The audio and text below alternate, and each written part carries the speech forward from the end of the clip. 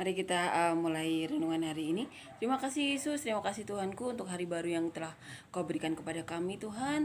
Terima kasih untuk berkat-Mu pada hari ini kami bisa bangun Tuhan, untuk bisa mengucapkan syukur untuk semua hal yang telah Kau lakukan dalam hidup kami Tuhan, dari kami kecil Tuhan sampai sekarang hari ini Tuhan, untuk memohon ampunan Tuhan untuk setiap kesalahan kami yang kami lakukan dari dahulu sampai hari ini Tuhan, dan menjadi kesempatan bagi kami Tuhan untuk menjadi kepanjangan tangan-Mu.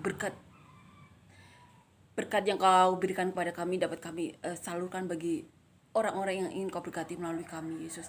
Terima kasih Yesus, terima kasih Tuhan untuk kesempatan-Mu hari ini. Terima kasih Yesus untuk hal-hal yang luar biasa yang telah Kau lakukan dalam hidup kami. Kami berdoa Yesus, buka jiwa roh hati kami Tuhan, jamah kami, sehingga setiap perkataan-Mu Tuhan masuk dalam hati kami Tuhan,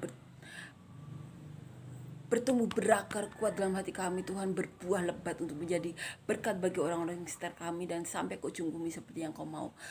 Terima kasih Yesus, terima kasih karena Kau telah menjadi segalanya bagi kami. Terima kasih Kau benar-benar nyata, benar-benar ada Tuhan. Kau benar-benar berkenan bagi kami dan Kau telah menyatakan diri-Mu bagi kami. Kiranya Roh Kudus-Mu, hadirat-Mu melimpah-limpah dalam hidup kami Tuhan. Para malaikat-Mu melindungi kami. Terima kasih Yesus, terima kasih Tuhan. Dalam nama Tuhan Yesus kami serahkan renungan harian ini hanya kepadamu. Dalam nama Tuhan Yesus, amin. Kita akan nyanyikan lagu yang pertama ya.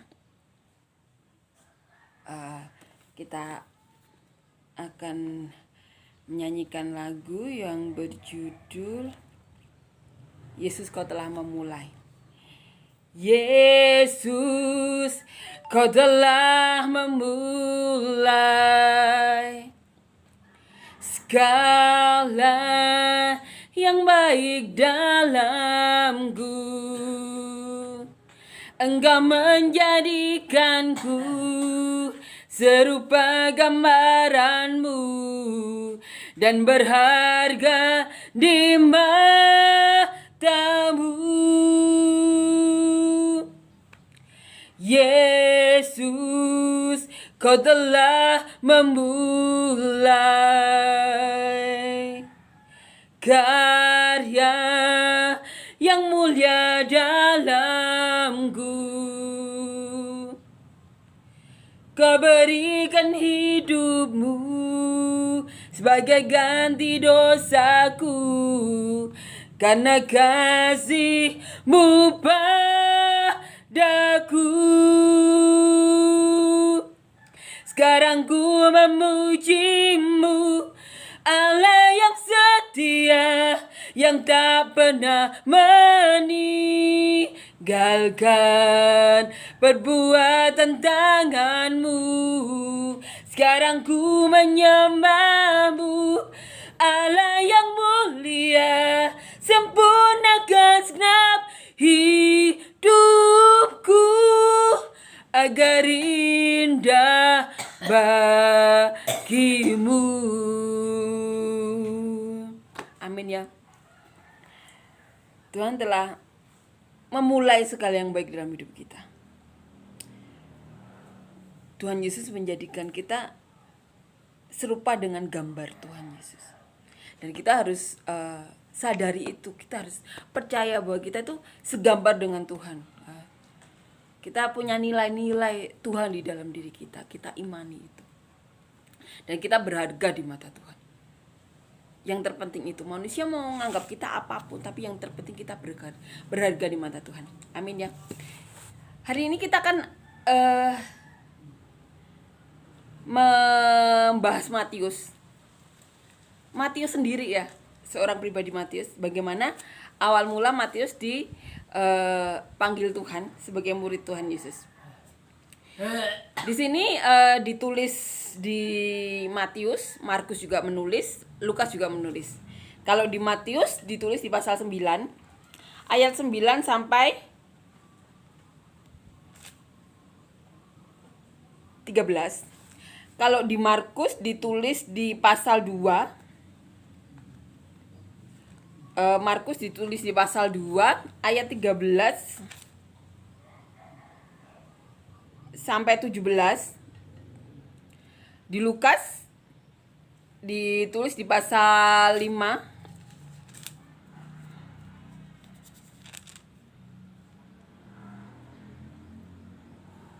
ayat 27 sampai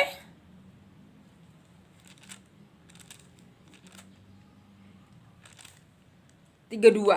Kalau di Matius ditulis judul perikopnya Matius pemungut cukai mengikut Yesus. Kalau di Markus ditulis Lewi pemungut cukai mengikut Yesus. Di Lukas juga ditulis Lewi pemungut cukai mengikut Yesus. Ini ya karena Matius itu nama Yunani. Kalau Lewi itu nama Ibrani. Tapi namanya sama ya, orangnya sama. Matius, Lewi itu sama, cuma satunya namanya ini nama Yunaninya, satunya nama Ibrani, sama seperti Simon ini ya, Simon Petrus, sama itu namanya juga itu. Nah, kita akan baca di Matius. Matius pemungut cukai mengikut Yesus. Setelah Yesus pergi dari situ, ia melihat seorang yang bernama Matius duduk di rumah cukai. Lalu ia berkata kepadanya, "Ikutlah aku." Maka berdirilah Matius lalu mengikut dia. Kemudian ketika Yesus makan di rumah Matius, datanglah banyak pemungut cukai dan orang berdosa dan makan bersama-sama dengan dia dan murid-muridnya. Pada waktu orang Farisi melihat hal itu, berkatalah mereka kepada murid-murid Yesus, "Mengapa gurumu makan bersama-sama dengan pemungut cukai dan orang berdosa?" Yesus mendengarnya dan berkata, "Bukan orang sehat yang memerlukan tabib, tetapi orang sakit. Jadi pergilah dan pelajarilah arti firman ini. Yang ku kehendaki ialah belas kasihan dan bukan persembahan, karena aku datang bukan untuk memanggil orang benar, melainkan orang berdosa." Jadi karena Matius pemungut cukai ya, waktu itu pemungut cukai itu dianggap ini ya, suka memeras ya. Dianggap pada zaman itu bukan orang baik. Dan waktu Matius mengundang Tuhan Yesus, orang Farisi ahli Taurat mengecam Tuhan. Kita akan baca di Markus. Gimana Markus menulis ya. Lewi pemungut cukai mengikut Yesus. Sesudah itu Yesus pergi lagi ke pantai danau dan seluruh orang datang kepadanya. Lalu ia mengajar.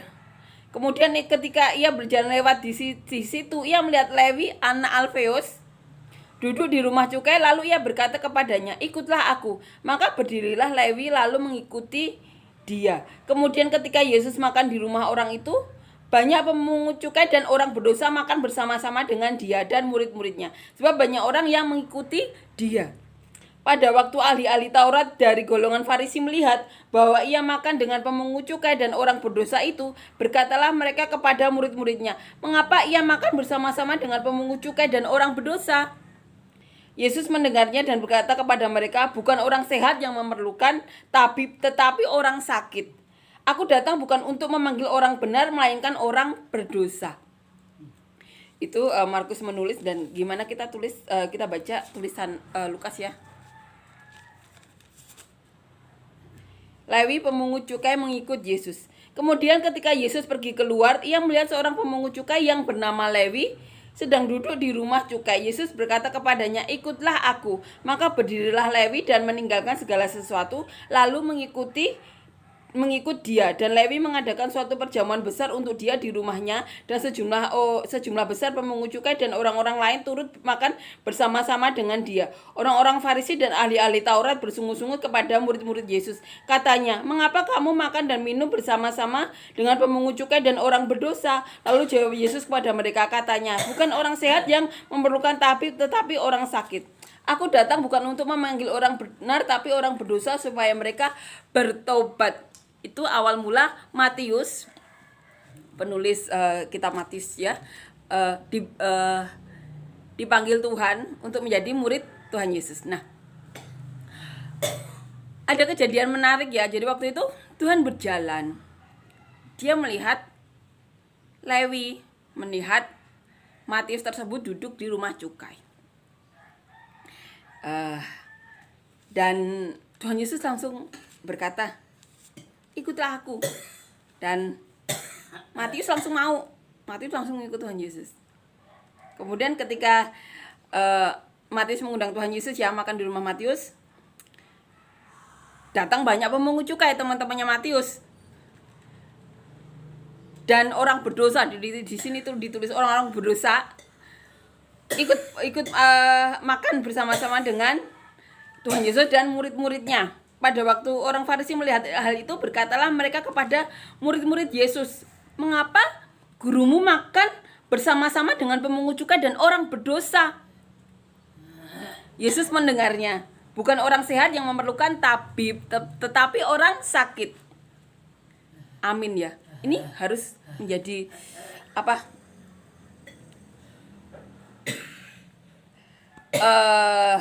penguatan bagi kita, karena sering kali kita dihakimi orang ya, kamu tuh berdosa, kamu itu nggak layak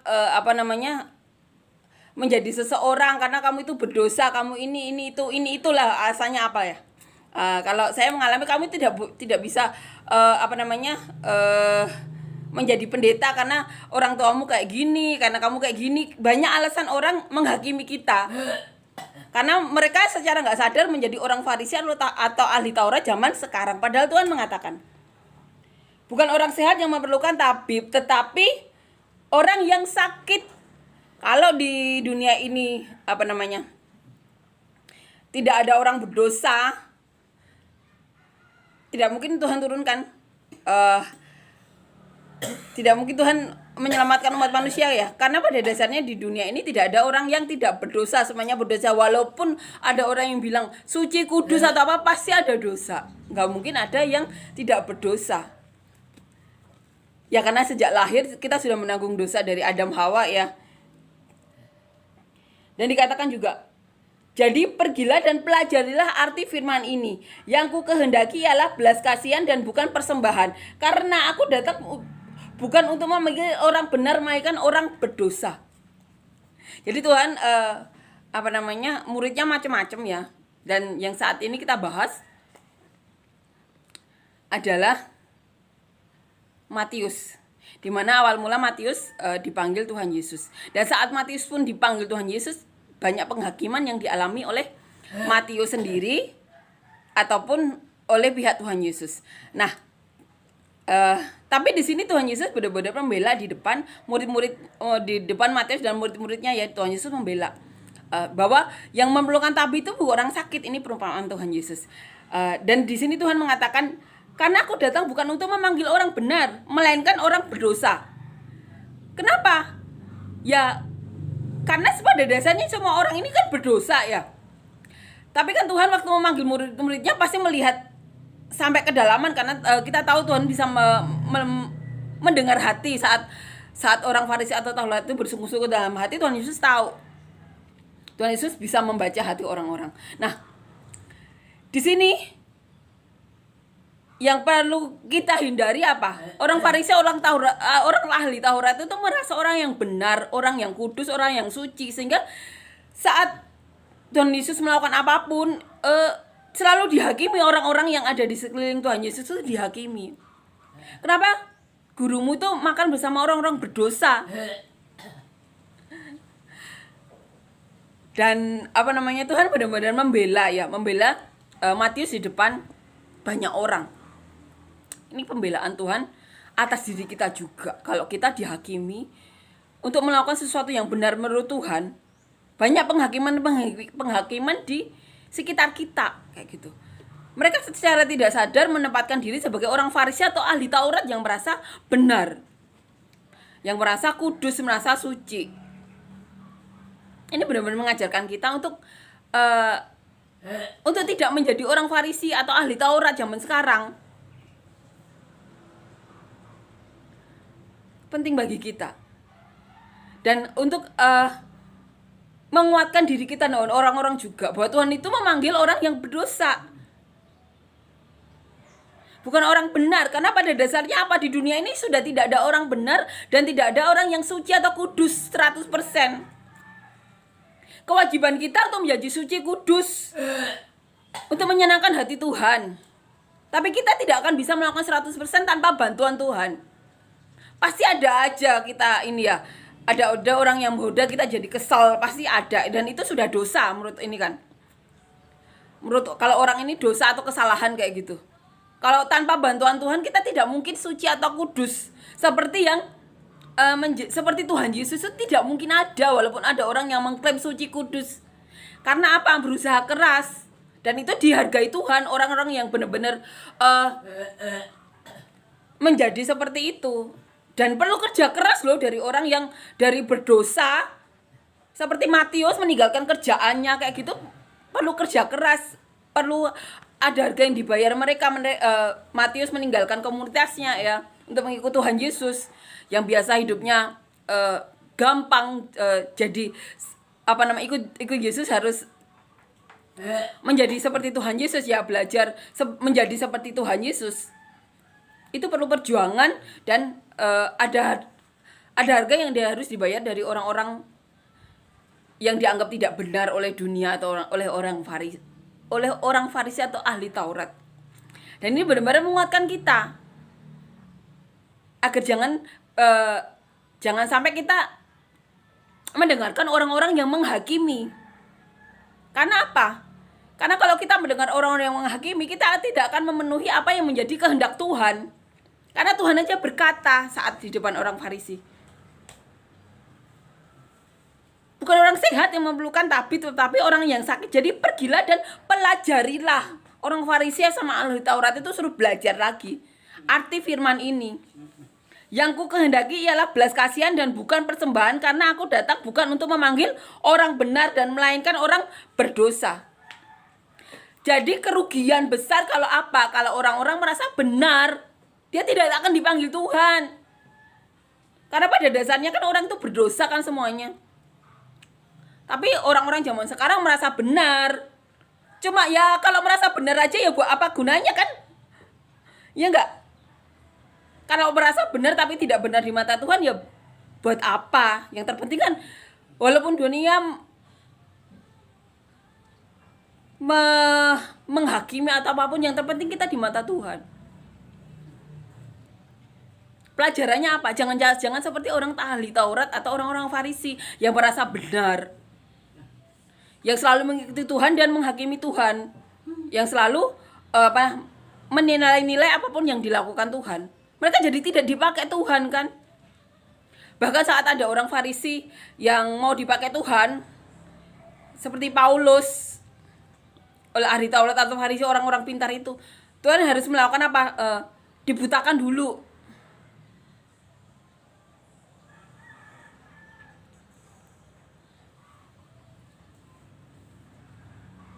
Baru setelah itu baru bisa dipakai Tuhan. Ya karena kemungkinan sebelumnya karena dia membela keyakinannya kan. Karena yang mereka yakini itu Taurat itu seperti ini kayak gitu.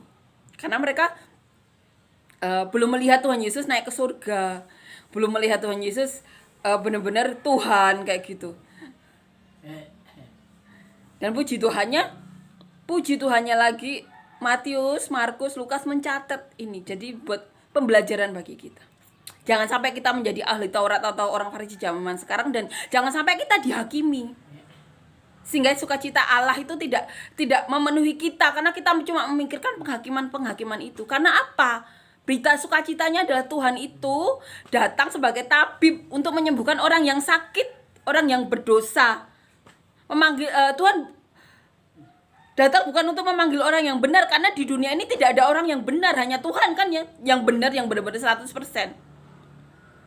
Melainkan Tuhan memanggil orang-orang yang berdosa. Kita semua dipanggil sebenarnya, karena kita sebenarnya pada dasarnya semua orang itu berdosa. Cuma ada orang yang mau bayar harga untuk tidak berdosa. Dan Tuhan pasti melihat usaha itu kan. Saat ada orang yang menurunkan orang lumpuh itu dari atas, Tuhan melihat orang ini beriman, maka dosamu sudah diampuni. Jadi Tuhan Yesus memandang orang-orang yang menurunkan itu juga orang-orang beriman. Ada usaha kayak gitu, mempercayai Tuhan sampai sebegitunya dan menerima kesembuhan. Karena apa? Tuhan kan pada dasarnya tidak mau dipermainkan kan, seperti yang kita baca kemarin. Apa yang ditabur dalam daging akan dituai, apa yang ditabur dalam roh akan dituai. Tapi pada dasarnya Tuhan itu memanggil semua orang. Karena apa? Tuhan itu tabib untuk menyembuhkan orang-orang yang sakit, untuk menyembuhkan orang-orang yang berdosa, yang mau kayak gitu, yang beriman seperti yang kita baca kemarin. Percayakah kamu? Dan saat ada orang yang berdosa seperti Matius, pemungut cukai itu dipakai, Tuhan membela di depan orang. Pelajari arti firman ini. Orang Farisi sama ahli Taurat suluh belajar lagi. Pelajari arti firman ini. Amin ya, itu Tuhan kita. Tuhan kita itu tidak mau dipermainkan. Tapi Tuhan tuh memanggil orang yang berdosa. Dan kita harus sadar, semua orang tuh berdosa. Tidak ada yang suci kudus. Kalau ada orang mengaku suci kudus hanya Tuhan. Pasti ada lah pikiran atau apa kayak gitu yang menimbulkan dosa, itu pasti ada. Tapi Tuhan menghargai orang apa? Orang-orang yang mau bayar harga agar tidak masuk dalam dosa lagi. Untuk dapat suci kudus itu tuh perlu Roh Kudus, perlu bantuan Tuhan. Karena di dunia ini pasti ada aja yang bikin ini sesuatu ya, yang membuat kita bisa berdosa. Hanya di dalam Tuhan saja yang bisa membuat kita benar-benar bisa melakukan apa yang Tuhan kehendaki. Jadi jangan sampai ada orang yang menghakimi kita. Kita tidak bisa melakukan apa yang jadi kehendak Tuhan karena orang-orang menghakimi kita berdosa. Karena orang Tuhan itu bukan memanggil orang yang benar, tapi orang yang berdosa. Itu harus kita ingat-ingat terus. Jangan sampai kita biarkan orang Farisi zaman sekarang, orang ahli Taurat zaman sekarang membuat kehendak Tuhan tidak terjadi dalam hidup kita.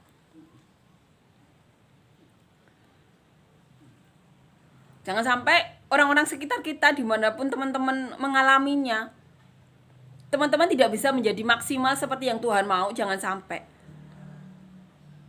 Teman-teman, kita semua harus menjadi maksimal buat Tuhan, untuk menjadi berkat bagi Tuhan. Dimanapun, mau di sekolah, agar di sekolah atau di kerjaan. Karena saya juga pernah mengalami di sekolah tidak maksimal tuh rasanya sekarang, jadi seharusnya bisa ini bisa itu, tapi Tuhan pasti ini ya melihat perubahan kita ya. Dan saat bekerja itu kesempatan saya waktu itu benar-benar mau buat Tuhan. Waktu itu kan kerja di luar kota, jadi benar-benar baru cinta-cintanya sama Tuhan ya, ke gereja, ke ini, benar-benar mau melakukannya untuk Tuhan. Dan Tuhan pakai. Jadi dimanapun teman-teman berada, jangan mau dihakimi karena latar belakang keluarga, latar belakang masa lalu, ataupun keadaan sekarang. Karena pada dasarnya Tuhan itu tidak mencari orang benar. Kalau kita sadar gak ada orang benar di dunia ini, semua orang berdosa, makanya Tuhan datang ke dunia ini. Jadi jangan sampai penghakiman apapun menjauhkan kita kepada kehendak yang Tuhan rencanakan bagi hidup kita. Jadilah berkat dimanapun. Kesempatan kita di dunia ini hanya sekali. Jadilah yang terbaik bagi Tuhan, untuk bisa menjadi berkat bagi Tuhan, untuk menjadi kepanjangan tangan bagi Tuhan. Dimanapun, sekecil apapun pekerjaan kita, lakukan buat Tuhan. Itu bisa dipakai. Bisa dipakai Tuhan. Benar-benar bisa dipakai, bisa menjadi kesaksian bagi Tuhan. Walaupun kita tidak berbicara agama kita ini, agama kita itu bisa dipakai. Jangan sampai ya seperti itu. Jangan sampai latar belakang keluarga kita, latar belakang masa lalu kita menjauhkan diri kita akan kehendak Tuhan. Karena hidup itu cuma sekali. Kalau kita tidak maksimalkan buat Tuhan, terus nanti kalau ketemu Tuhan kita kan yang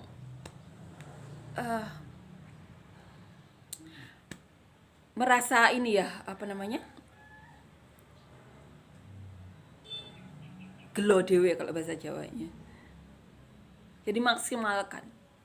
Karena kita tidak tahu kan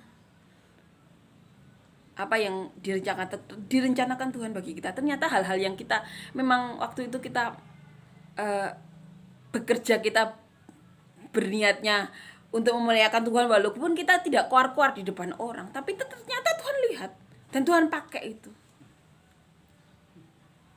Karena sekali lagi Tuhan tuh melihat hati. Jadi jangan sampai penghakiman apapun membuat kita tidak memaksimalkan diri kita untuk Tuhan. Apapun masa lalu keluarga kita, apapun masa lalu kita, jangan sampai orang-orang ahli Farisi atau ahli Taurat zaman sekarang itu menjauhkan kita dari rencana Tuhan. Tuhan yang akan bela di depan orang-orang. Seperti saat Matius dipanggil Tuhan, Tuhan yang bela. Amin ya, kita harus imani itu. Jangan sampai kesombongan rohani kita menjauhkan Tuhan dari kita. Nanti kita akan mengalami seperti orang Farisi, orang ahli Taurat itu ya. Jangan sampai. Amin ya. Tapi kita tetap juga harus, saat kita disadarkan hati kita harus fokus kepada Tuhan. Kita harus memaksimalkan apapun dalam diri kita untuk Tuhan. Itu bisa dipakai Tuhan.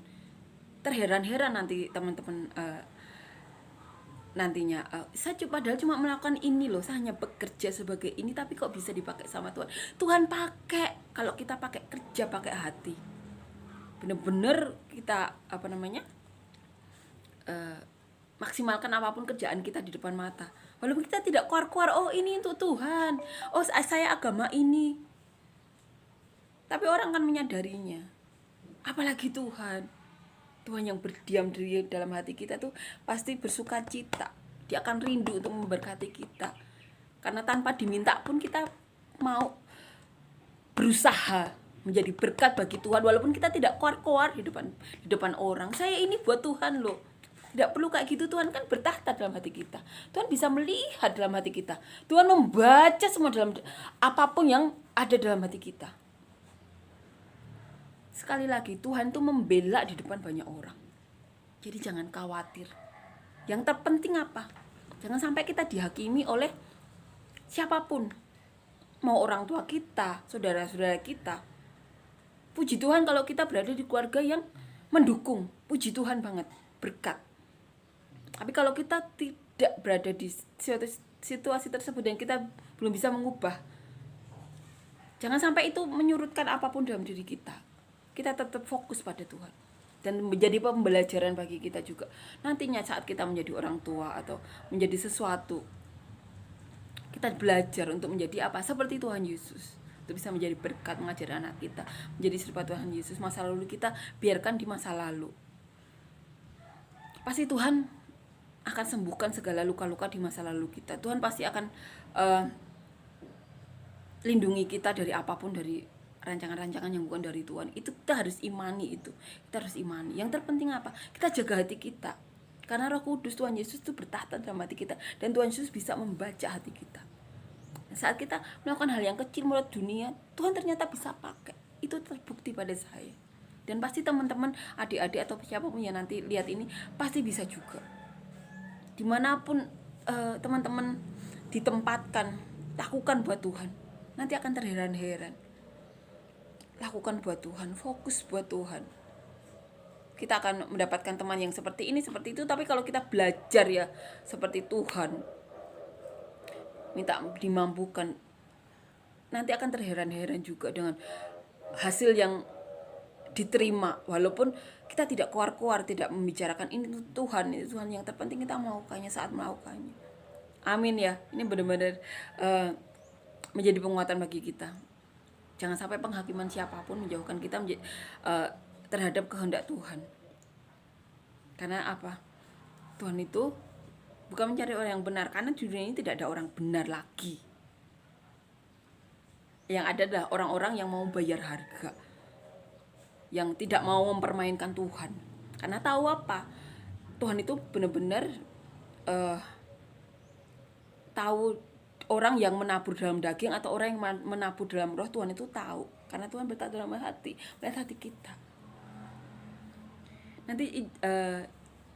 Nanti Tuhan akan selalu menyertai kita. Dan teman-teman akan terheran-heran ya dengan apa yang akan Tuhan berkati dalam hidup kita. Sesuatu yang kecil menurut dunia, tapi kita lakukan buat Tuhan. Tuhan bisa menjadikan itu hal yang luar biasa, yang dapat membantu orang yang dimana kita bekerja atau melakukan itu bisa dilancarkan usahanya kan, kita bekerja dengan baik, segala sesuatu yang menghambat itu kita gimana caranya bisa melancarkan kayak gitu dengan tidak mempersulit. Ternyata itu benar-benar diperhitungkan Tuhan. Saya bicara ini agar teman-teman tahu hal yang terkecil sekalipun kalau teman-teman lakukan buat Tuhan, teman-teman nanti akan terheran-heran akan rancangan yang Tuhan rancangkan bagi hidup kita. Yang terpenting hati kita, jaga hati kita. Kita jaga hati kita, karena apa? Roh Kudus itu bertahta. Apapun yang dilakukan dunia, kalau Tuhan bersama kita, Tuhan akan bela. Tuhan akan bela. Amin ya. Benar-benar menguatkan kita. Menguatkan kita. Tuhan bela di depan semua orang. Dan orang Farisi dan ahli Taurat disuruh belajar lagi mengenai firman Tuhan. Arti firman yang ditulis ini, yang kuhendaki ialah belas kasihan dan bukan persembahan, karena aku datang bukan untuk memanggil orang benar, melainkan orang berdosa. Amin. Benar menguatkan kita ya. Amin. Kita akan nyanyikan lagu yang kedua.